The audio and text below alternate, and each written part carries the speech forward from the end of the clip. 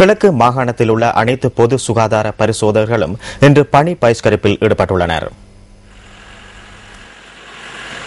மட்டக்களப்பு சுகாதார பணிமனைக்கு உட்பட்ட பொது சுகாதார பரிசோதகர் ஒருவருக்கு சட்டத்துக்கு முரணான வகையில் இடமாற்றம் வழங்கப்பட்டமைக்கு எதிர்ப்பு தெரிவித்து இந்த பணி பகிஷ்கரிப்பு ஆரம்பிக்கப்பட்டுள்ளது.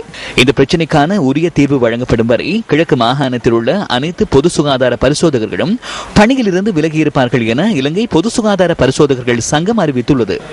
இந்த விடயம் குறித்து சம்பந்தப்பட்ட அதிகாரிகளுக்கு அறிவித்துள்ள போதிலும் எந்தவிதமான பதிலும் கிடைக்கவில்லை என பொது சுகாதார பரிசோதகர் சங்கத்தின் மட்டக்களப்பு மாவட்ட கிளை தலைவர் எஸ். கிருஷ்ணபிள்ளை தெரிவிக்கிறார். கல்முனை, மட்டக்களப்பு, அம்பாறை, திருவண்ணாமலை சேர்ந்த சகல பொது சுகாதார பரிசோதகர்களும் இன்றைக்கு ஆரம்பிக்கப்படுற டெங்கு நடவடிக்கை 2 நாளைக்கு நடக்க போது அதுக்கு நாங்கள் ஒத்துழையாமை நடவடிக்கையை மேற்கொண்டு தொடர்ச்சியாக எங்களுடைய பொது சுகாதார பரிசோதகர்களுக்கு முறையற்ற முறையில் இடமாற்றம் ஒன்று வழங்கப்பட்டுள்ளது. அதனை தடுக்கிறதுக்காக வேண்டி நாங்க எங்களுடைய தாய் சங்கத்தில முடிவின் அடிப்படையில் தான் இந்த நடவடிக்கையை நாங்க மேற்கொள்றோம். இது யாருக்கும் ஒரு திட்டங்களை குழப்பு நடவடிக்கை அல்ல. எங்களுடைய பொது சுகாதார பரிசோதகருக்கு இழைக்கப்பட்ட தீங்குக்காகவே இந்த நடவடிக்கை மேற்கொள்ளப்படுகிறது. முறையற்ற முறையில் ஒரு விசாரணை இல்லாம அவர் சந்தர்ப்பத்தை ஏற்படுத்தாம அவருக்கு எதிராக நடவடிக்கை எடுத்து எங்களுடைய சங்கம் வன்மையாக கண்டிக்கின்றது.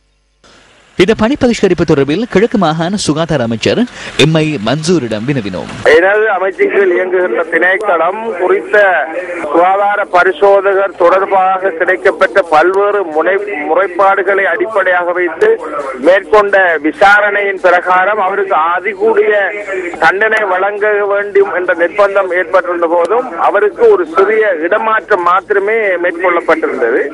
அதை ஏற்றுக்கொள்ள முடியாது என்றும் அதனை உடனடியாக ரத்து செய்ய வேண்டும் என்ற அடிப்படையிலே அவர்களின் யூனியன் உறுப்பினர்கள் வந்து என்னை சந்தித்தார்கள். இது இவ்வாறு தன்னுடைய பிழை அல்லது தவறு அல்லது மக்கள் தொடர்பான எந்த ஒரு அக்கறையும் இல்லாமல் தங்களுடைய கடமை ஆற்றுகின்ற உத்தியோகத்தர்களுக்கு எதிரான நடவடிக்கை எடுப்பதை பாரிய ஒரு விடயமாக கொண்டு கருதி அதை நடைபெறாமல் தடுப்பது அல்லது திணைக்களத்தை மிரட்டுவது என்பது அது யூனியன் அல்ல யாராக இருந்தாலும் அனுமதிக்க முடியாது.